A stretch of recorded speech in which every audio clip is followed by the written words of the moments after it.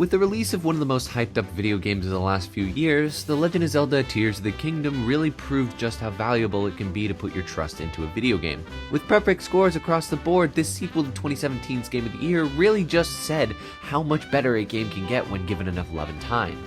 There is genuinely not a dull moment in this experience.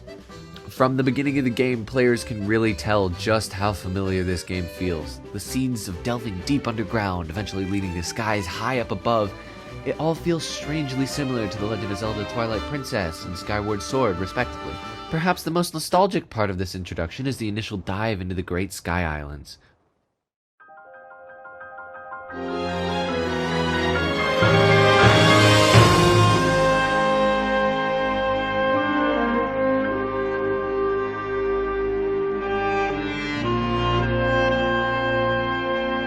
Build of the music, the ethereal, open, expansive world around Link, the appearance of the title. It's new, but it feels familiar.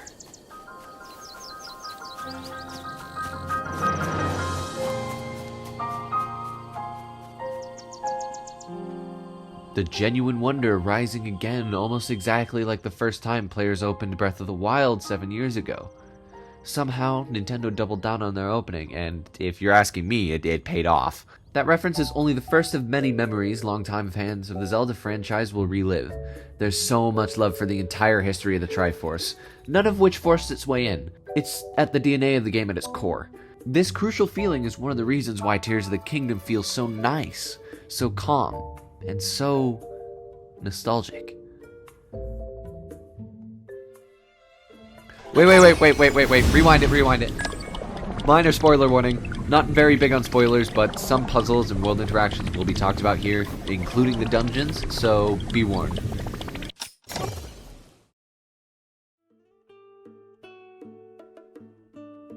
One of the best parts about Breath of the Wild was its use of music, or rather, its lack of it. The chimes didn't overwhelm the player, and it didn't need to. Though you could pick apart some of the consistencies previously found in the Zelda series, the majority of it was fresh. There were obviously a few battle tracks, boss fights, and town themes embedded in the game, including the anxiety-inducing Guardian theme.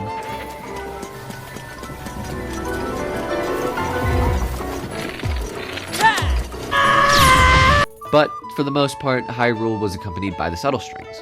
Tears of the Kingdom is almost the exact same way. It still captures that expansive, mysterious feeling of curiosity in a much more dense world. Being set in the same Hyrule, it makes sense to carry over a few musical tracks, including the Cold Mountainous theme, the horse riding tracks, and the Great Fairy Fountains. Reusing certain melodies at different tempos is a great way to throw some audio salt into the wound of childhood memories. It could be something as simple as Link humming fan favorites while cooking. Feeling of familiarity can really give you a sense of calm. The ingenious placement of the music really did teach an old dog some new tricks. Speaking of old dogs, The Legend of Zelda Ocarina of Time is by far the most renowned Zelda game. Without a shadow of a doubt, it is one of the most recognizable soundtracks in gaming history. Specifically, the theme that plays while inside of a house. It's a Nintendo classic that's pierced generations.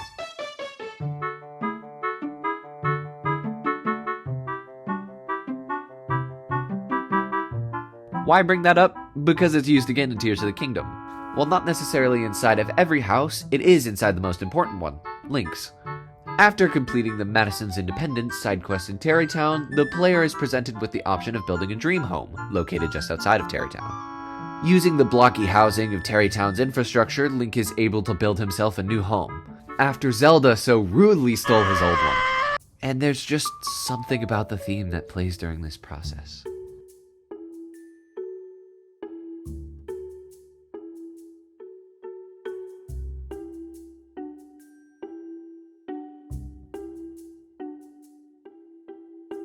Reusing something so close to many fans' hearts is smart.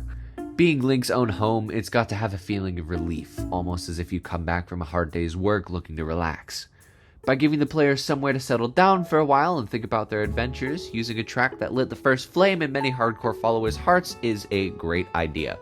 Slowing it down makes it feel more inviting, and the nostalgia surrounding it ought to make it feel more like this Minecraft-looking-ass house is actually a home. It's as if you're returning to a time of comfort, as Ocarina of Time is for many fans. On the other side of the spectrum, Tears of the Kingdom has deep, brooding, and generally terrifying tracks. Ganondorf's theme really embodied the idea of an antagonist in The Legend of Zelda: Twilight Princess.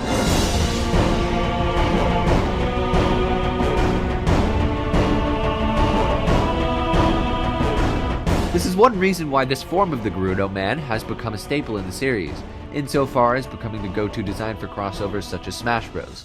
I mean, it's only right when you have a voice as intimidating as Matt Mercer's that Nintendo utilized the dark themes of this track once more. The true power of Ganondorf rises up again within Tears of the Kingdom, which drives Zelda's journey in the past version of Hyrule. From an unsettling feeling of keeping your enemies close to attempt to backstab Hyrule, it only makes sense that a certain classic leitmotif carries over into this latest entry.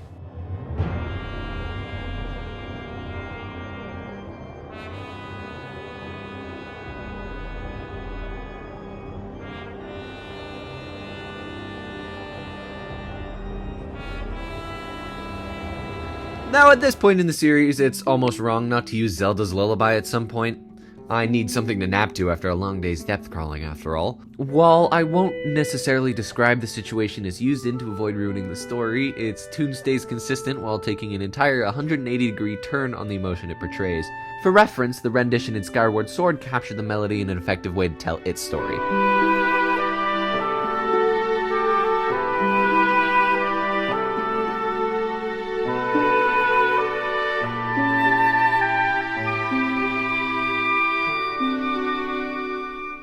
Tears of the Kingdom captures its point well, and really helps to drive the emotion of the scene it's used in. It's the same thing, but still very, very different. Instead of calming and homely, Tears of the Kingdom uses Zelda's Lullaby in order to create serenity, and most importantly, suspense. Using this classic song at such a climactic moment made the game truly feel as if it's reached its apex, almost as if the entire series was leading up to this point. Keep your eyes out if you haven't beaten it yet. It might take you one last catch to really appreciate it. Put simply, Tears of the Kingdom is a work of musical genius. The Zelda team truly steps themselves up with every new entry, and if the classic dungeons have taught us anything, backtracking is only another way to go forward.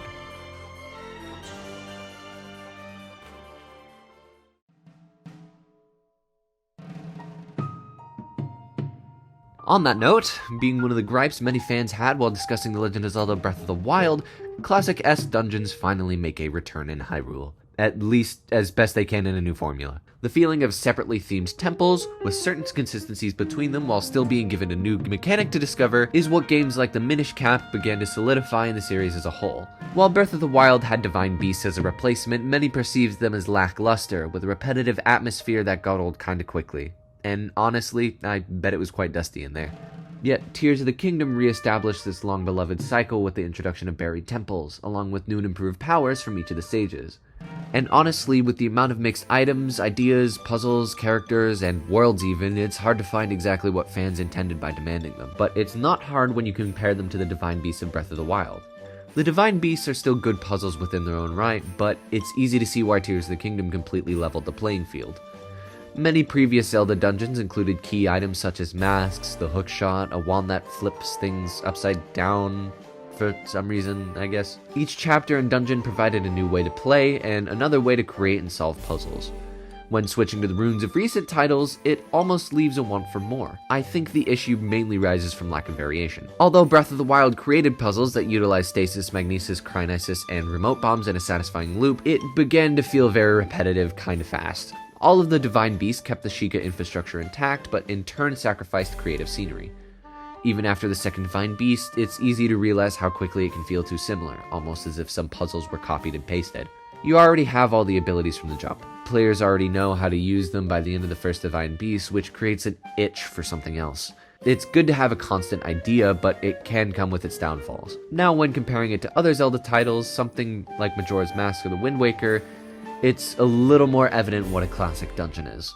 A large puzzle dungeon with a new mechanic or item that challenges players in a way previously unavailable. A new location commonly unseen previously, and an interesting creative boss that challenges this new mechanic. Those factors seem to create a fun, new dungeon with a fresh experience.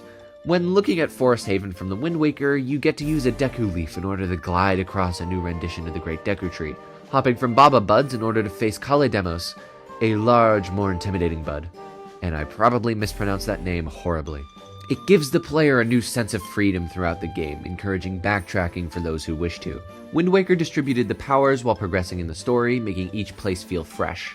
This gameplay loop emanates throughout the series and for a long time has remained the staple. So, when it was time to experiment, much of the fandom didn't consider the Divine Beast to be within this loop. Almost as if the challenge was leaning closer towards a reliance on shrine puzzles rather than grandiose spelunking. I guess dungeoneering, delving into the big area so Link can make the thing go kaput and then da-na-na-na, or something. Breath of the Wild ran with the prior, but being a non-linear open world, the Zelda team adapted their previous puzzle-making prowess the best they could, and for the game's lifespan, it's easy to say it paid off. Now look at Tears of the Kingdom. The entire regional phenomena main questline still allows the player to take on the corners of the world in whatever order they want to, but also gives the developers a lot more freedom, especially when encapsulating the lands of Hyrule. Although the Lightning and Fire temples utilize the bonds of the sages effectively, the Wind Temple is easily the most memorable, and the best example of how to effectively reiterate a new set of old dungeon styles. The start of the 5-lock mechanism may seem to hinder creativity at first, but the Zelda team's theming, new opportunities, and general freedom made each dungeon feel like a creative and fresh experience. In doing this, it reintroduces the ideas of classic dungeons with a new, open-ended feel to it reminiscent of the open-world formula. This nice balance really reminded fans why the classic dungeon system worked in the first place. The Sage Bond abilities are very well utilized here. Tulin, having the most utility-based ability of all the sages, ventures with Link across floating ruins, ascending to the skies like a bird. 'Cause he is one. And a cocky one at that. This quest really balances use of the new Ascend ability with the use of dungeon-specific powers in order to make the player feel like a parkour master of Hyrule, and it only gets better with launchpad boats. The portion that really separates these temples from the Divine Beast is the thematic designs, though.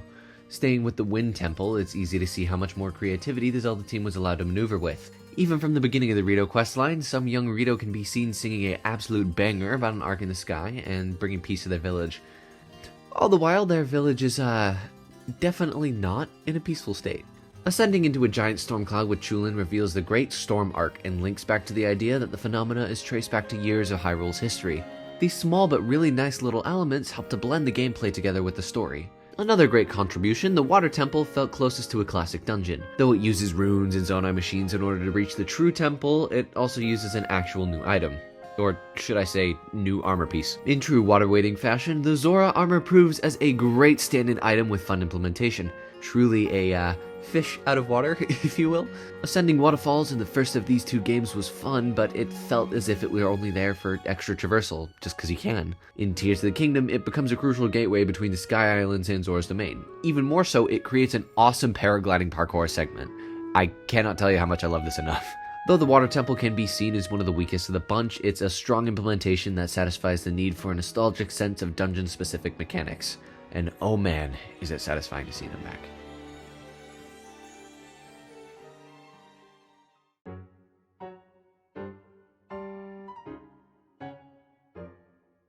If anything, the incorporation of what was originally amiibo armor without the need for extra purchases made this game feel just a little bit more special. Like some scattered fragments of time, if you will.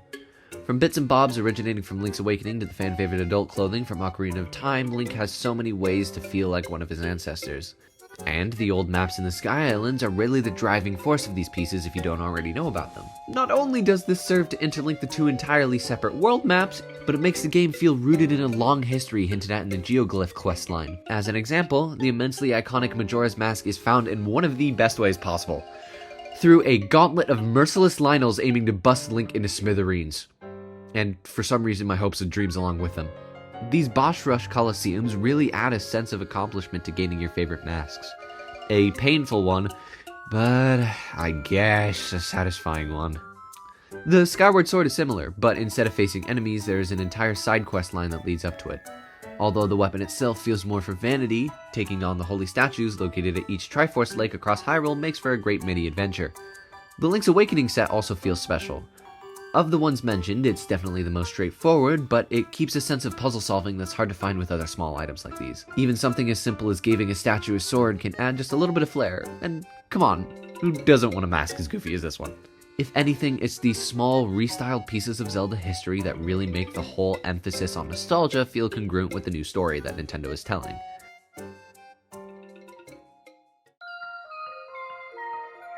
From the Temple of Time to the Fairy Fountains, it's easy enough to keep the series' previous consistencies while styling it enough to make an open world from what seems like the ground up. Truly, Link is the hero of time. Or the wild, in this case. But it is the hero of time in this game. I don't know what to call him. There's a reason so many people love The Legend of Zelda. Its puzzles are fun, its style is like no other, and frankly, it's one of the most recognizable and iconic video game series of all time. Of course, it's smart to reference the rest of the series and where it comes from, yet it's just as important to make something new. If nothing else, the depths in the Sky Islands truly add a fresh new take on the Zelda formula while keeping what everybody else loves about the series alive.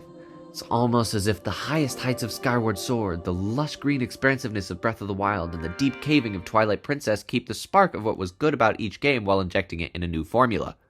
If Switch titles such as Mario Odyssey say anything, it's that Nintendo's always been good at this. Making something feel new yet homely is a notorious part of many comfortable yet nostalgic titles. That's why so many people are willing to wait instead of rushing a game. Many trust that it'll be better than the last. In the end, if nothing else, we can learn something from the genius of this series. If it ain't broke, don't fix it. Expand it. And I'll see you in the next one. I'm gonna keep it real with you, I have no clue where they're gonna go from here.